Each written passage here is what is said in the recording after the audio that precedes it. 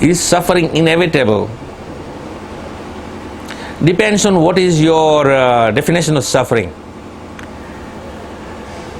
But for me, I would say suffering is inevitable in this world, because when you enter this world is full of suffering. Every step there is danger. Padam padam vipadam. Every action you take, there is a reaction. So you do something good, then the reaction will be there. You do something bad, there is a reaction there. But nonetheless, good or bad, you may see in this different perspective, but from a spiritual perspective is a suffering, because you're prolonging your stay in this material world. And suffering, of course, comes due to our past activities in this life and past lives, due to karma.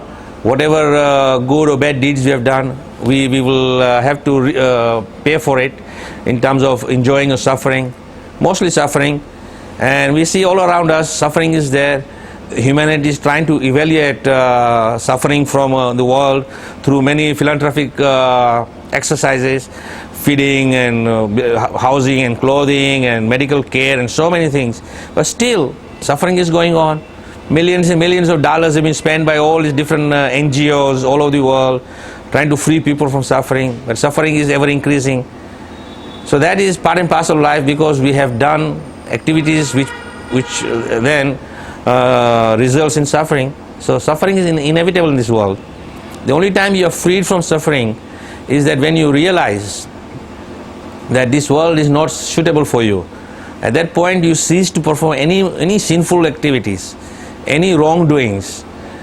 And whatever wrongdoings or sinful activities you have already performed, Krishna by his grace will minimize your suffering, or he will give you the power of tolerance to overcome this suffering without great difficulty, and then you will be free from this suffering. But as a question says, is it inevitable? Of course, as long as you're in the material world, suffering is inevitable, because in this world, as long as you are here, you will be inflicted upon by the three modes of material nature: mode of goodness, mode of passion, mode of ignorance. And any combination of these modes will, of course, manifest in suffering. Even goodness can sometimes indulge in suffering. Now someone will question, how can goodness be suffering? Well, I'll tell you this. You are on a beautiful resort in the tropics somewhere, and the golden sandy beach is there, the palm trees are giving you shade, and the blue ocean is coming in and out with the waves, and birds are chirping away, and the atmosphere is so wonderful, everything is nice, and you are lying down there thinking this is wonderful, this is goodness, and all of a sudden you lying in the sun for a few minutes too long, and the sun will burn you, and before you know it you have sunstroke and sunburnt, and the skin is all burnt and all these things. So the earth which was bringing you so-called goodness, pleasure, is now turning into misery. Or on the other hand, you love some wonderful preparation, and you sit down to eat, and you eat one too many rasgullas or gulab jamuns, and what happens? It is very nice, wonderful, and you can justify, oh, this is Krishna Prasadam also, so I'm not just eating mundane stuff, I'm eating Krishna Prasadam.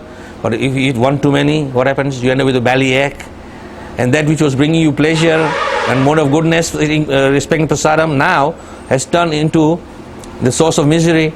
So suffering is there. Mode of goodness, mode of passion, mode of ignorance, all bring suffering.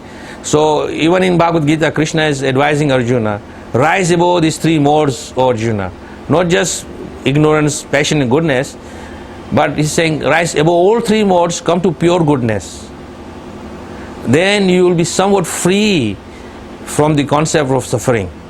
So suffering is inevitable, and the only way we can rise above these modes is that we take fully to the process of Krishna consciousness, which is very generously given to us by the Lord himself when he came to this world and profusely spread the holy name of the Lord and inundated the world with the mercy of the Lord.